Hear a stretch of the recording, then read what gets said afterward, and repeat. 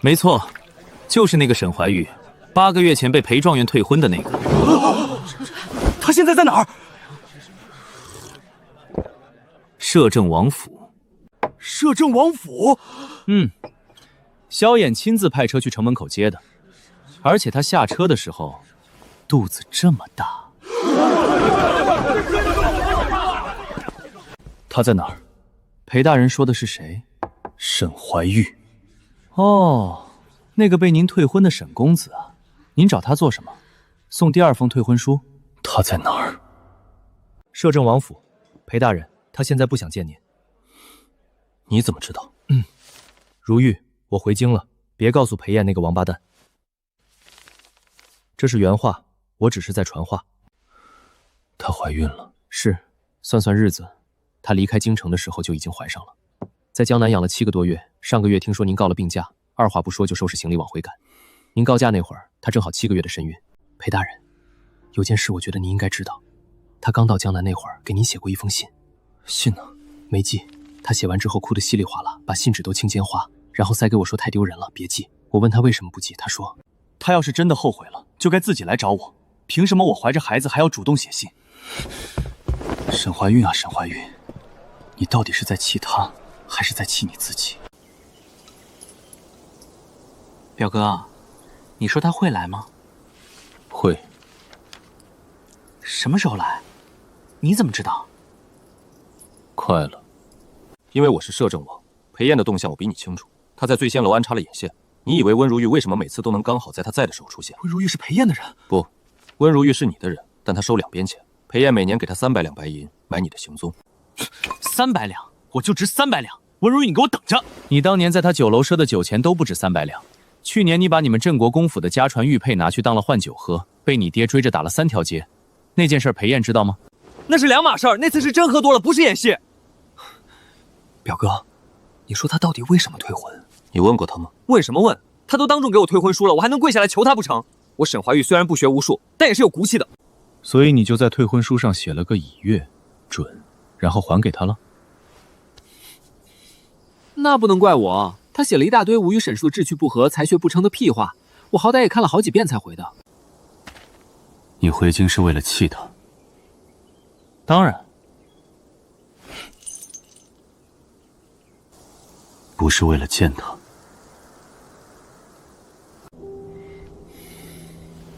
表哥，你知道那天晚上我喝醉了翻墙进去的我在哪里吗？他正在写退婚书，他以为我不知道，我其实看见了，但我装作没看见。然后我问他，裴燕，你到底喜不喜欢我？他没回答。我又说，你要是喜欢我就亲我一下，你要是不喜欢我，我就再也不来翻你的墙了。然后呢？然后他亲了我，第2天他就当着半个翰林院的面把退婚书给我了。表哥，你说他这个人是不是有病？启禀王爷，翰林院侍读学士裴炎裴大人求见，他说有要事弹劾王爷。弹劾本王？他带弹劾状了吗？没有，他只带了一盒桂花糕。让他进来，我倒要看看他准备怎么弹劾你。用桂花糕弹劾，还是用那张冷脸弹劾？裴大人，听说您要弹劾摄政王，真是稀奇。带桂花糕弹劾，这什么新规矩？你怀孕了？8个月了。裴大人眼力真好。孩子是谁的？裴大人这话问的有意思。我一个被退了婚的弃夫，怀着8个月的身孕回京，您觉得孩子会是谁的？是我。裴大人好大的口气，您都退了我的婚了，我肚子里的孩子凭什么？退婚前夜，你翻墙进了我的书房，你喝醉了，你问我。够了，裴燕，你是来认孩子的，还是来认我的？你扇扇子的时候，每次都遮住左边半张脸，因为左边有一颗你嫌不好看的小痣，但我从来没告诉过你。那颗痣长在那里，很好看。王爷，臣今日没有弹劾状，臣只是想来看看他。看完了？看完了。打算怎么办？臣回去写折子参自己，明日早朝，臣会向陛下自陈过失请旨。裴燕，你敢在朝堂上说一个字试试？不想让我认，你当着满朝文武的面退了我的婚，现在又想当着满朝文武的面认回来，你把我当什么了？招之即来，挥之即去的小猫走狗吗？我没有把你当小猫守狗，那你把我当什么？行了，裴大人，您别为难自己了。您那张嘴除了和谭和朝和尹师傅什么都说不出来。孩子的事不急，反正满京城都在猜他爹是谁，让舆论再发酵发酵。您先回吧，改天再来谈和。裴大人，本王府上的茶凉了，你要是不弹劾本王，就请回吧。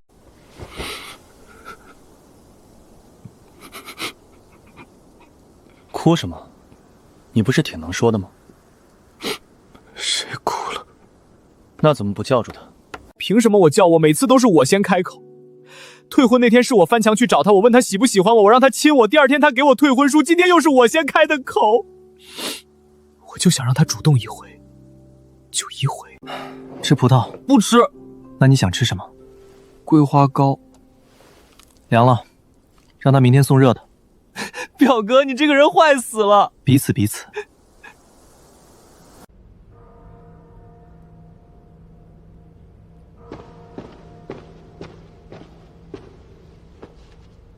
臣启陛下。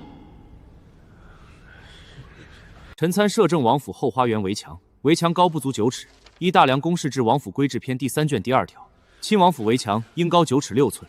摄政王府现有围墙仅高8尺7寸，不合祖制，恐有安全隐患。裴大人，你说本王府上的围墙矮了9寸，你想让本王把围墙加高，可本王怎么记得昨夜有人在府外徘徊了很久，试图翻墙，最后被本王的侍卫请走了。围墙若是再加高，某些人恐怕连墙头都扒不到。王爷所言甚是，臣昨夜确实曾路过王府，恰见贵府围墙有违规制，故而今日参奏，并非针对王爷，只是依法办事。裴大人真是我大梁的栋梁之才，连别人家的墙矮了几寸都要操心。那沈怀玉的肚子，裴大人要不要也操心一下？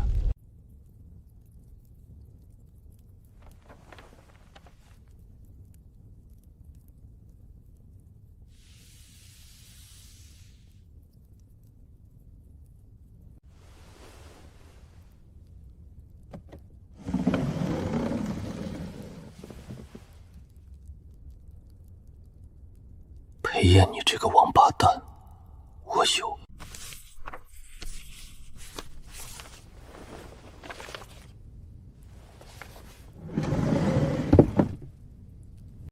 裴大人又来了，今天还是要桂花糕。不过我提前说清楚，昨天的桂花糕沈公子吃了，说凉了不好吃。您猜是谁吃的？今天我要热的。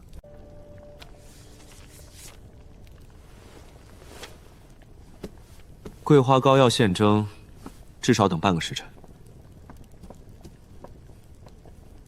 我等。裴大人，您知道沈公子为什么回来吗？因为他听说您病了，上个月您告了3天假，说是风寒，消息传到江南，他就收拾行李了。当然，他肯定不会承认，他会说是回来气您的，回来报仇的，回来让孩子认贼作父的。但裴大人，他从来就没恨过您，他只是伤心。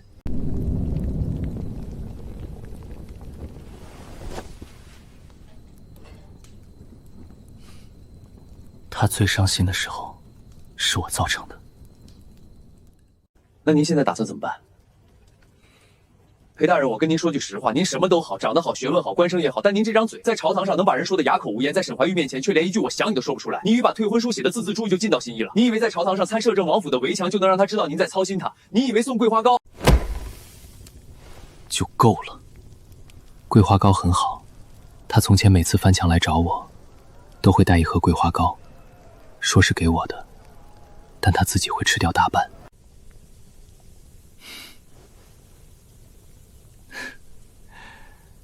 所以您送桂花糕，是在学他？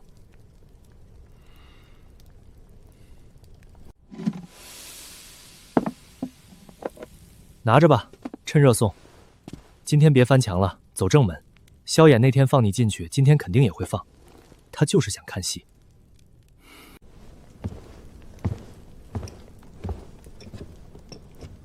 他吃桂花糕的时候喜欢就着龙井，不要太烫，气氛热。明白，您去吧。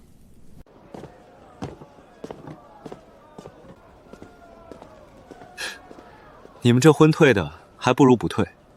退了婚倒是比没退的时候还黏糊。吃吧，吃吧，吃吧，多吃点。等过2天我就要生了，到时候可没人来喂你们。哟，裴大人，今天又来谈和了，这回是参我喂鱼，姿势不对。桂花糕，热的，谁稀罕？昨天那盒我都没吃，你吃了3块，剩下的让萧燕吃了。你怎么知道？你每次吃桂花糕都会先咬一小口尝尝温度，太烫了你会放下等一会儿，凉了你会皱眉。昨天那盒桂花糕里有4块带小口咬痕，是你咬的，另外3块没有咬痕，是萧燕吃的。裴燕，你是不是在我身边安插了眼线？没有。那你怎么知道我吃桂花糕的习惯？因为从你16岁第一次翻墙来找我开始，每次来都带桂花糕，我记了你所有的习惯。你吃桂花糕先咬一小口，你扇扇子遮左脸，你翻墙的时候右脚先跨，因为左脚患有旧伤不敢用力。你喝了也会变得话很多，但从来不说真话。你不开心的时候笑得最大声。够了，你别说了，你说这些干什么？你当初既然记得这么清楚，为什么还写那封退婚书？因为我怕。你怕什么？那天下午，我在翰林院听到你二叔跟人说，要不是老爷子定的娃娃亲，谁会把怀玉嫁给一个连宅子都买不起的穷翰林？我想了一下午，然后开始写退婚书。我怕你后悔，怕你将来有一天发现，我除了会写文章和弹劾朝臣，什么都不会，不会说好听的，不会哄人开心。你生气的时候连一句软话都说不出来。你16岁就跟我定了亲，你还没见过外面的世界就被绑在了我身边。我怕有一天你终于明白了，你想嫁的人不是我这样的人。我怕你跟我说，裴燕，我后悔了。所以我想，不如我先说了吧。反正在这桩婚事里，本来就是我高攀了你。谁跟你说你高攀了？我一个不学无术的纨绔。你不是纨绔，你16岁就能背出水晶柱全本，你只是不喜欢在人前显露。你斗鸡走狗是为了让你祖母开心，因为她喜欢热闹，不喜欢看你整天闷在书房里。你把月例银子都给了你在镇国公府资助的6个寒门学子，这些事我都知道。所以我觉得你应该嫁一个更好的人，不是我这个连退婚都能当着半个翰林院的面念出来的混战。那天晚上来书房找我，看见你看见了我桌上的退婚书，你假装没看到，我也假装你没看到。你问我喜不喜欢你，因为我想，反正明天之后你就不是我的未婚夫了，那今晚就让我自私一次。但第2天一早我就后悔了，我想追你，我想把退婚书撕了。我只知道你在醉仙楼喝酒，我让温如玉给你免了所有的酒钱。我只知道你只要离开江南，每个月都让人送你的消息到我的案前，但我就是不知道怎么开口跟你说对不起。裴燕，你这个混蛋！我知道。你知道个屁！你以为你是为我好？你觉得我不配自己选吗？我16岁翻你的墙，不是因为我没见过别人，是因为我就想翻你的墙。你觉得你是高攀？你裴燕5岁能诗7岁能文，中了状元都没换掉当年那件旧棉袍，你不是高攀，你是自卑。而且我二叔那张嘴，他连我爹都敢编排，他说的话你也当真？我当时当真了。裴燕，你写策论的时候脑子那么好使，怎么到了这种事上就变成了榆木骨的？你怕我后悔？那你知不知道这8个月我是怎么过的？我怀着你的孩子，天天被人在背后指指点点，所有人都说我是被你抛弃的弃妇。我要是真的后悔，早就后悔了。但我不后悔。那晚我去找你，不是喝醉了发酒疯，是因为我知道第2天你就要退我的婚。我想在退婚之前把自己给你，我才是那个自私的人。裴燕，我想让你记住我，让你这辈子都忘不掉我。8个月了，我每天都在等你来找我。我让人把我去江南的消息散得到处都是，你派来保护我的那些人，我早就发现了。我知道你一直在看我，但你为什么不亲自来？因为我不敢。为什么不敢？因为我还欠你一句对不起。对不起，大声点，听不见。对不起，再大声点，对不起，沈怀玉，对不起。那天我不该给你退婚书，这辈子做过的所有事，中状元、入翰林、参亲王，没有一件让我后悔。只有你，只有那封退婚书，我后悔了8个月。你能不能怎样？能不能让我把退婚书收回来？不行，你得重新给我写一封，不是婚书，婚书2家长辈早就签过了。你给我写一封求亲书，就说你裴燕求娶沈氏嫡孙沈怀玉，不是父母之命，不是娃娃亲，是你自己求我嫁给你。好，我写多少字？你定。至少500字，不能引用，不准打草稿，全部用你自己的话。要是再写出什么才学不琛的鬼话，我就把它裱起来挂在城门口，让全京城的百姓都看看状元郎写的什么狗屁文章。好，早该如此。通知厨房，今天加菜。什么菜？什么都行，顺便把本王珍藏的那坛女儿红拿出来，就说是给沈公子压惊的。王爷，沈公子怀着身子不能喝酒，那就给他炖鸡汤，给裴大人喝酒灌醉他。本王有话要问他。问什么？问他准备什么时候把他那堵破了洞的围墙给本王修好。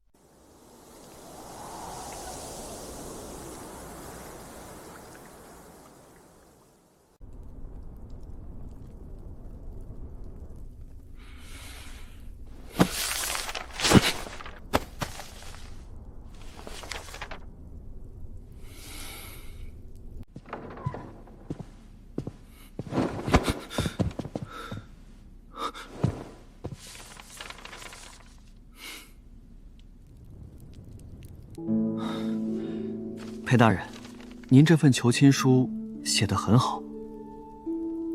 那你为什么是这个表情？因为写得太好了，字字珠玑，引经据典，骈思理六，臣看了都想嫁给您。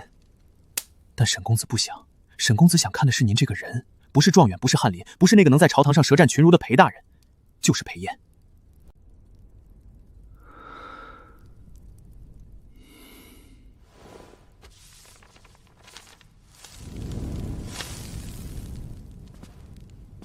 重写。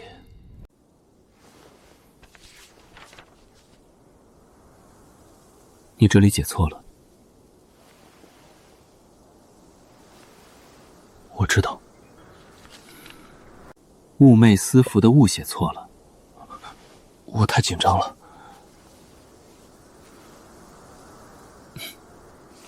行吧，勉强收下了。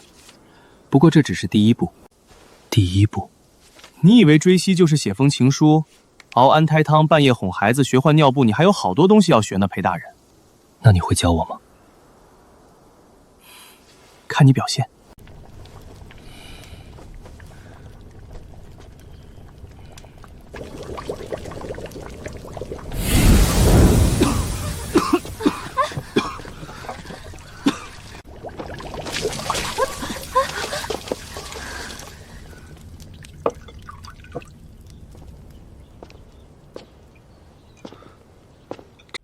你自己熬的？喝了不会死吧？我尝过了，死不了。你先自己尝了？药不能乱喝。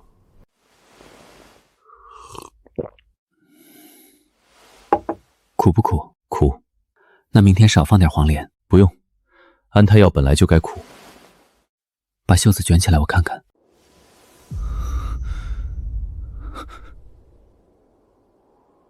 拿烫伤膏来。小伤而已。闭嘴！